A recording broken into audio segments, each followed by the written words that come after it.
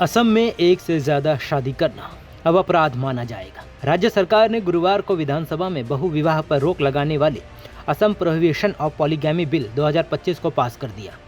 आगे ये बिल राज्यपाल के पास जाएगा।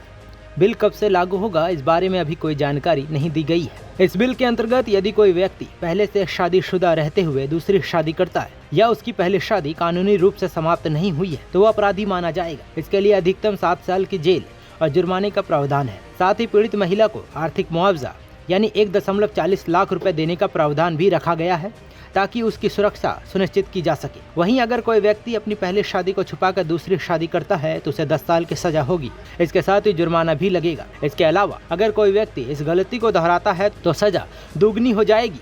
दोषी व्यक्ति को सरकारी नौकरी या राज्य फंड वाली नियुक्ति नहीं मिलेगी। आरोपी निकाय चुनाव, पंचायत और नगर निगम नहीं लड़ सकेंगे।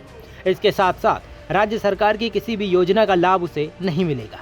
बिल में ये साफ किया गया है कि बहु विवाह तब होगी जब व्यक्ति की जीवन साथी जीवित हो, उनसे कानूनी तलाक नहीं हुआ हो या शादी रद्द नहीं हुई हो। इसे ऐसे विवाह के रूप में परिभाषित किया गया हो जो कानून के खिलाफ हो। मुख्यमंत्री हेमंत बिस्वा शर्मा ने इस बिल को असम में एक महत्वपूर्ण कानूनी सुधार के तौर पर बताया।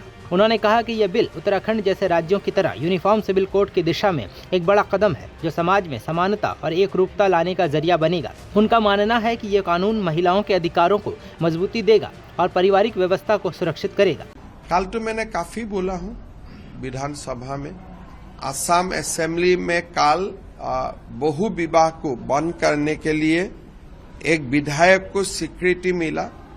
इस कानून का अनुसार असम में बहु विवाह पॉलीगैमी नहीं होगा। अगर कोई घर में एक पत्नी होने का बावजूद अगर दूसरा शादी करने का कोशिश करेगा उनको 7 साल का जेल होगा।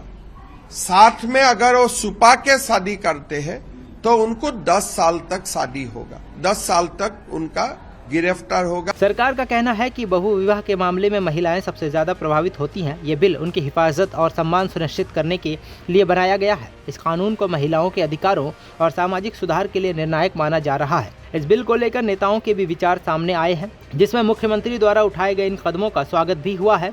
वहीं कुछ विपक्षी दलों ने इसको लेकर अलग मत भी प्रस्तुत किए। कांग्रेस नेता देवव्रत सैकिया ने कहा कि सुप्रीम कोर्ट के अनुसार यह धर्म का जरूरी हिस्सा नहीं है। नेशनल फैमिली हेल्थ सर्वे के अनुसार यहाँ मुसलमानों में नहीं बल्कि ईसाइयों और आदिवासियों में बहु विवाह ज्यादा है। हालांकि अधिकांश नेताओं ने इसे महिलाओं के लिए सकारात्मक बदलाव माना है। आपको बता दें कि भारत में बहु विवाह का चलन सिर्फ मुसलमानों में ही नहीं है बल्कि ये दूसरे धार्मिक समूहों में भी देखने को मिलता है। मुस्लिम समुदाय की बात करें तो शरीयत और मुस्लिम पर्सनल लॉ 4 शादियों की मंजूरी देता है।